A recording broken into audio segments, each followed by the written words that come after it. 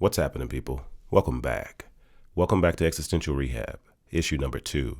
In this edition of the podcast, I'm discussing how really anyone can find meaning and purpose in this world.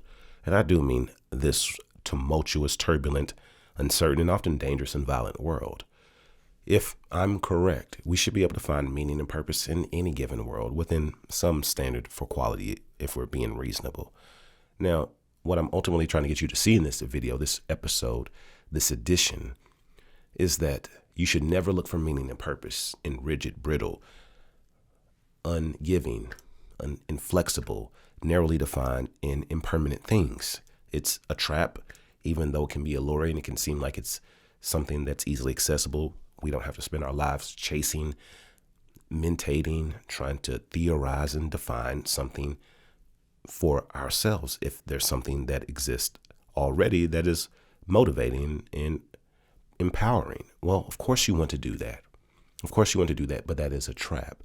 And let me explain why before I get deep into my point. What we ultimately want to do is be where we want to be. We know that. We've been doing this since we were children. We want to be there already. We want to drive. We want our freedom. We want our own home. We want to be able to spend money the way we like on what we want to spend it on, or we'd like more money, or we'd like freedom in other ways as we become adults, freedom to say what we want, freedom to dress how we want, or freedom to advance in careers and things like this without politics getting in the way. Well, that's reasonable and sensible. No one wants to spend their life on a treadmill trying to get to good. Only people that are uniquely burdened, uniquely challenged, or uniquely inclined are likely to see the optimized state as the only state that's acceptable. I think a lot of people are able to capable of dealing with suboptimal states more so than these uniquely inclined and defined people. Most of the world is that way. Most of humanity is this way. In the problem with that, the problem with being able to settle and accept something that isn't truly right is that it keeps you from being truly right. We want to be there, but if we hack ourselves or convince ourselves or lie to ourselves that we're there already or that this will do and we can make it right from a non-right position, we have lost before we've even begun to fight, in my opinion. We never win that way. No matter how close we are, if we don't get to a right life where we're doing what's right, where we're earning our money in a way that's conducive to us, in a way that we can live with and seems to be reasonable, where the efforts and the pains that we go through to achieve things and to have things and to do things is justified in a sensible and reasonable manner. That's what we're ultimately up to. If we don't get there, then everything we've done is ultimately, in my opinion, a waste. It's like you've suffered to a degree, but never suffered sensibly because you never made that suffering worthwhile.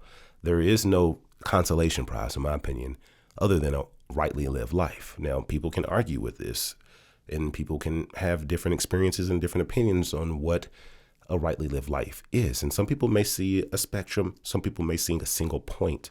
I'm more inclined to see a single point, even though we can never know if we're truly there. It's like a navigation thing. You're trying to intuit and feel your way to best and better all the time. And once you get there, there's a maintenance of that. So we're never really there permanently. It's always an adjustment. Life is dynamic. The world's dynamic. Even our bodies are never always healthy. We have to maintain that health.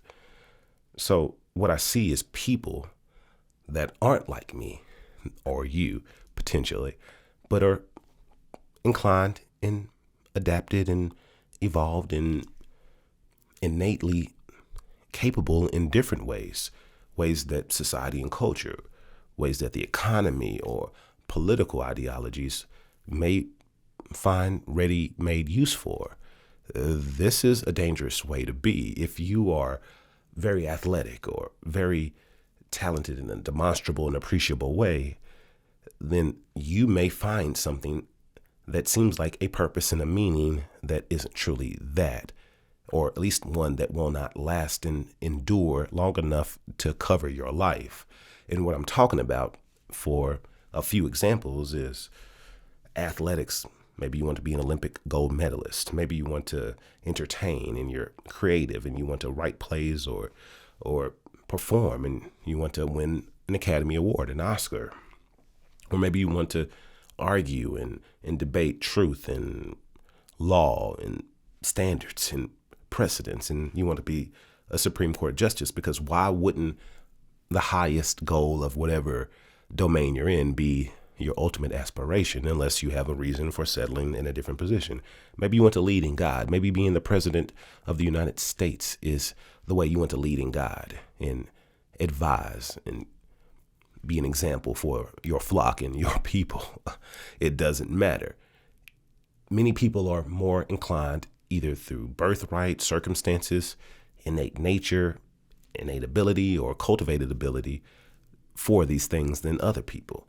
The people that are inclined to do these things, and sometimes in academic ways, maybe you're really good at math, maybe you're really good at, physical modeling and theorizing, you're a theoretical physicist or something like this. If you have a demonstrable and apparent talent and attribute, the world can basically tell you that this is what you should do. And if there's a lot of esteem, a lot of reward to pursue those things, what you'll find is that you're now, or that they're now, on their way, living a life, working towards something they believe to be meaningful. And other people tell them it's definitely meaningful. And then they find out either that that's not meaningful or it's meaningful to them and it's taken away. That's what I'm talking about as the danger. The Olympics may not occur. They don't have to happen.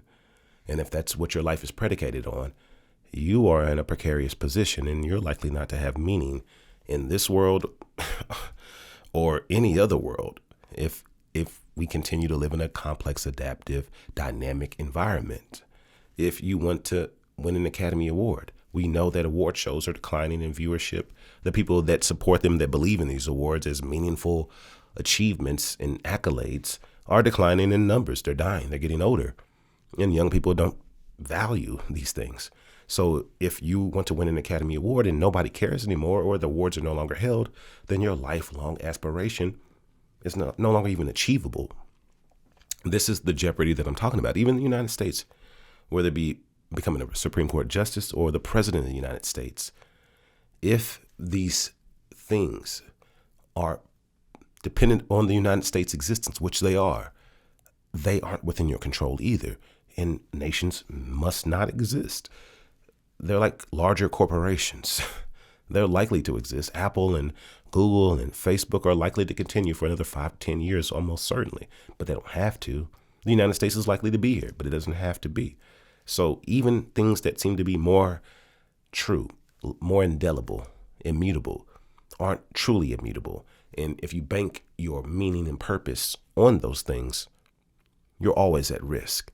And with the world changing more and more rapidly, you're going to experience, in my opinion, if you're one of these people, a great deal of trauma, a great deal of uncertainty and suffering and pain, mentally and sometimes physically. And the reason I say physically is because to separate and distinguish meaning and purpose, if you haven't watched previous videos and don't know that I do this, meaning is a mental thing and purpose is more innate in terms of ability. Just to give you a description, a very loose description, your purpose may be to fight. You're a physical person. You need to protect. You need to attack. You need to defend. You need to battle. You need to challenge yourself physically in these ways, and usually through combat sports or something like this. That is your purpose. It doesn't mean you have a meaning, a reason for this, other than you need to do this and to be good. But that's not psychologically supporting. It's not cognitively sound. Yes, you must do this, but other than needing to do this for your own day-to-day physical maintenance and satisfaction, so you're not stressed out like a dog that's bred to herd or dig that isn't allowed to do so. Other than this, you don't really have a meaning for your life. You're just a being that exists to fight for no purpose, for no real meaning. Now, why you fight and what you fight for will be your meaning. That's what you should think of your meaning as, is the thing that makes sense of your scars, your scrapes, your battles, your injuries, and potentially your death. I'm willing to fight. I'm willing to battle, to be injured, and to harm others for these reasons. That is not a feeling. That is, here, I know why I fight. And I must fight because I know myself, if that makes sense. Now, personally, my purpose is to learn, to acquire knowledge, to understand, to resolve and dissolve mysteries and ignorances, personally and maybe for others, and also to help, to inform, to guide, and to a small degree entertain, really just to expand awareness, to make new degrees of freedom available and new possibilities broadly known. So I can do this in any given world. If you can see what I'm getting at, my purpose is just me. And if you know this, whether it be acting, whether it be a fighter or a pugilist, a wrestler or whatever in the Olympics, some Greco-Roman wrestler or something like this, or a swimmer or whatever, maybe you are right on your purpose. I need to swim. I need to be in water, what have you. But meaning can't be to achieve the gold medal, because that's a thing that mustn't exist and doesn't really have any objective meaning beyond a certain time period. So if you look at it like that, my meaning is not just to learn and to resolve mysteries and all this. What good is this for? If that's all I do, what is the point of me doing this? Well, it's to give to other people. It's to improve the subjective experience of other people, because by some confluence of events and life experiences and reasoning, I see myself as connected, one and the same, fundamentally and essentially, as all other people. So I take care of myself first, but that's not good enough, because I have a broader body. And once I'm so good to a point, then I'm neglectful of my broader body. Then I must extend my attention and energy to others so that I'm improving the experience of existence. And that's literally why I do what I do, because I believe we exist to experience. And the most reasonable thing, in my opinion, would be to improve the thing that we are here to do, which is to exist and experience. So that's a cognitive narrative, a framework. What I do could be done for any other point, any other meaning. I've reasoned to one that is broadly inclusive, broad enough to be necessary, to be existing, and to be true, no matter what the world looks like, no matter what the world does, no matter what civilization we find ourselves in, no matter what time period I wake up in, if I go into stasis, if there are human beings there, if there are people there, if there are really life forms there, I have a purpose, obviously, because it's innate to me. But I have a meaning, and that's to improve the experience of these life forms, if they experience, which all life does in some sense, to a degree. So, at least from our perspective. So, the person that wants to be in the Olympics, the person that wants to lead and guide me, the president, or to argue, these are things that can be had in other civilizations and other iterations of the world. The person that wants to entertain and to give and to make people laugh, these can be had in other iterations of the world. So if that's truly their purpose, they can fulfill that in other iterations of the world. It's just their meaning that they've hijacked. Now, I can't get too deep into the purpose. That's something we have to intuit, know, be right about, test, look to see likely what we do without prompting, without incentive, and see what we suffer from not doing. That's likely tied to our purpose to a degree. But meaning, that's where most people get themselves wrong. Now, I don't know if anybody's really fulfilling their purpose, but it's just like a lot more likely that you will than you will have a meaningful existence, because it's just closer to you at hand. And if it's demonstrable, like I said, apparent to others, and you agree to it, then it's likely to be had, even though the use of your purpose is going to be completely meaningless or arbitrary or senseless, in my opinion. So these people, the actor, the Olympian, the Supreme Court justice person, or the wannabe president, the aspiring, justice, they can do all this in another world, but they just have to find another meaning. It has to simply be, I want to entertain and make people laugh or give to other people. There's a million vehicles and reasons and industries and ways to do that. It mustn't be relegated and predicated upon North American industry called Hollywood in this time and space. So the Academy Award can't be your point. That's something that isn't going to last in a dynamic environment like the one we live in. And being an Olympian can't be the point. You can swim, you can be around water, you can be physical in almost any other world likely. But the Olympics may not exist in that world. And if you want to argue points and find better truths and settle reasonable principles amongst peers and debate and discourse fashion, this can be done and may need to be done in many other worlds, in most other worlds. But it mustn't be done for a constructed narrative called the United States. Neither does leading and guiding like a president would. So if you see what I'm saying, your meaning needs to be so broad that no matter what world you find yourself in, you can do that. And your purpose, if it's true to you, will just be what humans do. If you're truly honed in sourcing it from a right and clear and true place. If it's not clouded by a bunch of dependencies on what people think of you and what's available and practically attainable and easily attainable with low energy and effort and what have you, what's culturally acceptable and things like this. This can hijack purpose a great deal. A lot of people find themselves in fields and industries that they have no business being in just because of a lot of other pressures, and they suffer. And we suffer as a result because they're not doing what they're best and right to do, and they're not going to do it as well as they could and should because it isn't right for them, even if they're talented and objectively and relatively good compared to others. They shouldn't be doing it. So before I lose my train of thought, before I lose my point, the whole goal, the whole idea behind what I'm saying in this video is simply to make it broad, to not be so narrowly defined, so rigid, because rigid things break, brittle things break eventually. Only flexible and accommodating things remain. Resilient things remain. Space-time, the fabric of space doesn't rip and tear. It warps and bends seemingly infinitely, but it doesn't tear. It is incredibly flexible. Nature is incredibly adaptive. Civilization as a whole is incredibly adaptive, even though what comes out of nature, what life forms, may be completely different than what existed before. And no matter civilization, no matter what world we live in, civilization in a sense will continue because it's a complex adaptive system for the most part. Unless all humans go extinct, civilization is likely to continue, even though the world we live in may not even be recognizable in 100 years. So this is what I'm saying. You want to peg your meaning and live your purpose in a way that can flow and flex with a changing and evolving world. What a lot of us do, unfortunately, is we, like I said, try to shortcut this. We try to get to it quickly.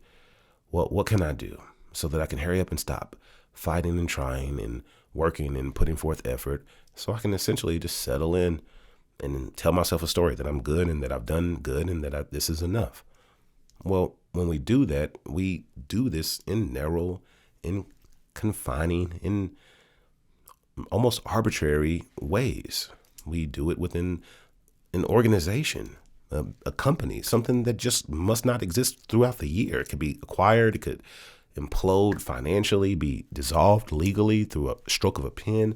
Many people peg their meaning and their purpose for some position within an organization like a corporation or something like this, or within some type of social club or something. Like, it doesn't make any sense to me. It's irrational. And we're seeing young people, we're seeing middle-aged people, people my age and older, struggle with the loss of a world that they once believed to be rigid, real, and true. And now we're seeing that the world is changing more and more rapidly in a lot of areas thanks to technological and scientific innovation, cultural norms bleeding together and dissolving, and in ways of life and being and just changing and shifting. Well, they're seeing their world end, and the thing that they had lived for, the thing they thought was meaningful, just being taken away from them. And they've seen their life live for a purpose, live for a meaning that no longer even is an existing reality. That is very painful. You should try to avoid that if you can. I've seen the look on people's face when for 40 or 50 years, they knew why they existed. They knew why they woke up in each morning, and they knew that their life was meaningful because it contributed to something they thought was real and permanent and lasting, and it's no longer here. And they don't know why they did what they did, and they don't know how to deal with what they've done. So the young people in this world aren't seeing things that they once believed in eroded. They're just seeing a world where there may be nothing stable and lasting enough to even try to believe in. Say, this is why I'm doing what I'm doing. You shouldn't anyway. You're not going to. Unless it's broad, called humanity, unless it's broad, called nature, life, you are screwing up. There's a million, thousand, trillion, billion different ways to give to humanity, to give to people. You just have to find something that makes sense. If your purpose is such, then I think your meaning should always be to enhance the subjective experience we're having as a populace, as a human body. If we're being reasonable and we're on our purpose, if we're being honest with ourselves and know what we need to do, what we must do, what's right for us to do, then our meaning should be pretty universal, pretty clear. It should be to enhance the subjective experience people are having of their own existence. If you're the actor, it should be to entertain, to distract, to lift up, to influence and expand the mind or the heart or whatever through narrative, through story, through performance. If you are the athlete, it should be to entertain, to show people what's possible with the human body, and to show people that the limitations that they may exist within aren't the limitations that are true of humanity. If your purpose is to argue and to debate policy and points and truths and principles, then your purpose should be to do this so that we have a better agreement on how to live together, on how to exist around and with one another, on how to build worlds and to structure society and civilizations and things like this. If your purpose is to lead and to guide, then I'd hope it be leading and guiding people to a better experience of life, to a better quality of existence subjectively. Or what are you doing? If your meaning isn't that broad, it's likely so narrow that it's going to constrict, constrain, and cause suffering to another, especially if you're trying to lead and shepherd and govern nations. So we can't continue, in my opinion, to look to the world for what is to give us meaning. We have to look to the world for what we can give to the world, and let that be our meaning, and let our purpose be how we actualize and demonstrate and communicate that to others. That is the way. This is not the best world. It's not the best of all possible worlds, but it definitely isn't the worst of all possible worlds. We cannot quit on this world just because it isn't the way we want. That is a reason, an excuse to quit, and nothing more. The world has never been right. The world has always been imperfect and likely always will be, because every world is a necessary evil. A world is just a thing that must exist until a species no longer needs confines and constraints, just like parenting, chaperoning is something that only exists until the child no longer needs confines and constraints. That's how we should think of the world. So we shouldn't be angry that the world isn't right. We aren't right. It is us as a collective. It's not the world to blame. The world isn't ever what should give you meaning. The world should never do that. You are what gives meaning to the world. That is what I truly believe. The world is about us. It's for us. There's nothing more sensible and true and real than that. Whatever you do, if it any way it diminishes someone's experience deliberately, you're wrong. If you think hurting other people is the way, you're wrong. You're off. And if you do think hurting other people is right and that's truly right for you, then you have to accept that we're going to try to limit your ability to actualize your purpose and what you think is the meaning. So lifting up the experience of other people. That is the way to conceptualize. I hope this mic isn't too receptive to some of the noises I'm making with my mouth. Bear with me while I figure all this out. Thank you. We're going to look instinctually to the external world. And every time we do that, if we're trying to derive meaning and find some purpose, we're going to fail. We're going to screw it up. We have to source this from inside. And before I lose the point about this not being the worst of all possible worlds, it's not the best of all possible worlds, but it's not the worst. The world is the world. It's just a structure. It's just a thing, a framework that we inhabit. It should not be believed in as something more real than you. The world isn't more real than you are. I don't know if I said that at the top of this video, but the world is less real than you. Never forget that. Never forget that you're what makes sense and gives meaning and breathes life into this world.